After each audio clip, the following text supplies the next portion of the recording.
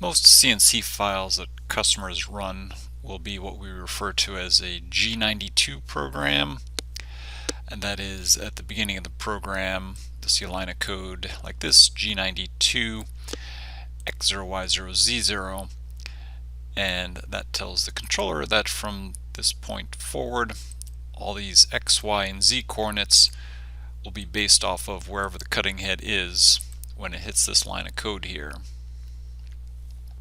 So, and this is how most people run their machine. They'll have their black square here represents our cutting envelope. This is our sheet of material that we're cutting. They'll generally set this sheet of material down wherever is convenient on the table. Maybe today it's over here, whatever, we put it here. And then we jog our cutting head over to the corner, put our cutting head on the corner, and then we start cutting from there, and the cutting head goes up and does its thing from there. So that would be a G92 program. Again, all of those XYZ coordinates are based off of wherever the cutting head is when you start your program. We also have the ability to use work offsets. And what that will do is for people that do repetitive work, so they're cutting this CNC file and they're cutting it 100 times a day and they're cutting it every day like that, or maybe the nest might change but the sheet of material is the same and they always want to cut it, and they're always going to cut it in the same position on the table every time, and they've got a fixture set up on their table. So be my fixture, and they've got a fixture set up on their table, and they finish one sheet, take one sheet off, put the other sheet on, and it always goes back in that same location every time.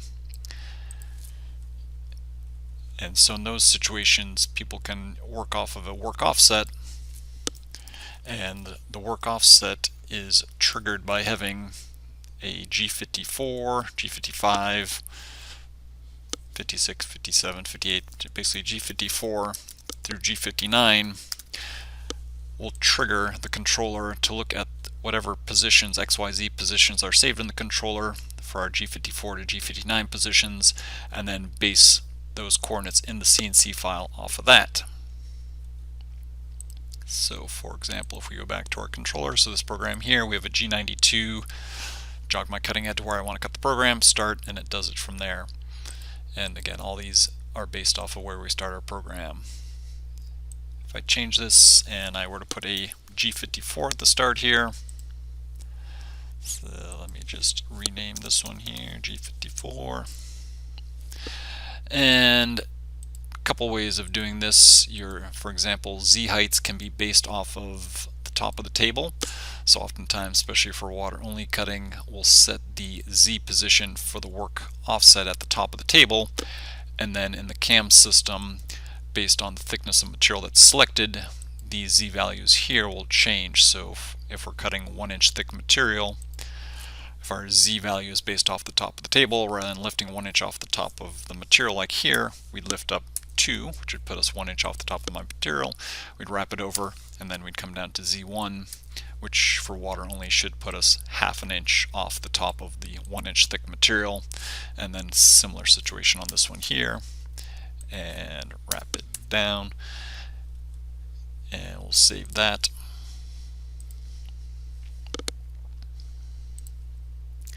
Those work offsets are set in the control panel area, and go into tooling, work offsets. Here we have our G54 through G59 values. Each of these, click on it and we can see our saved values. So this machine that I'm working on is our J series with a chain, and we'll typically program this where we've got our Z0 at or near the top of the table. There might be some slight adjustment to that Z value to tweak in so that that cutting head is 1/2 inch off the top of whatever thickness material that we specify in our CAM software. So G54, we've got it set close to the front left of the table and minus 10.525 inches from the top of the Z travel. So right now this is our current location. So of course you can jog around, save your whatever you want for your XYZ values for each of these work offset positions.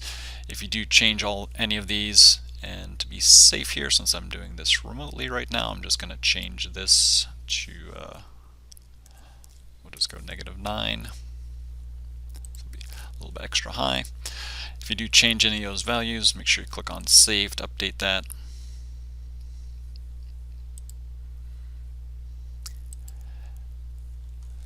So here's our G92 program. So I'm going to go ahead and dry run this. So just to show us here, I'm going to zero out my XYZ coordinates.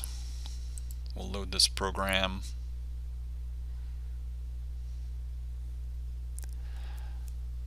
So this is where we are on the table. And click on Run Program.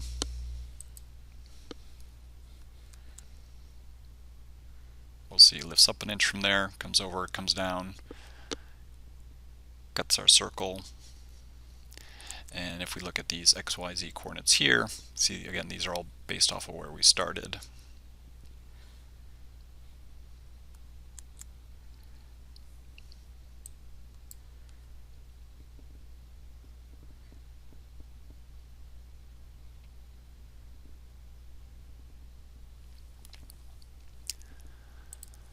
So now if we go ahead and change program and load that G54 program I made,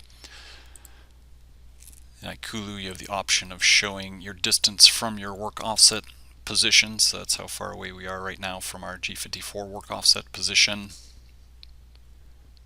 So we're going to go ahead and load this program.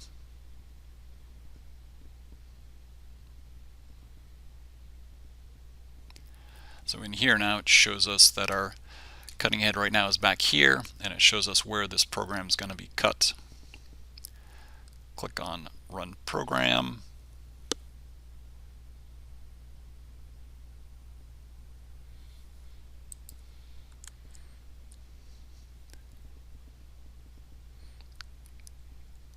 Cutting head comes down to its Z height and then comes over and cuts the program in that location. As we see down here, this is our current distance again from our work offset position.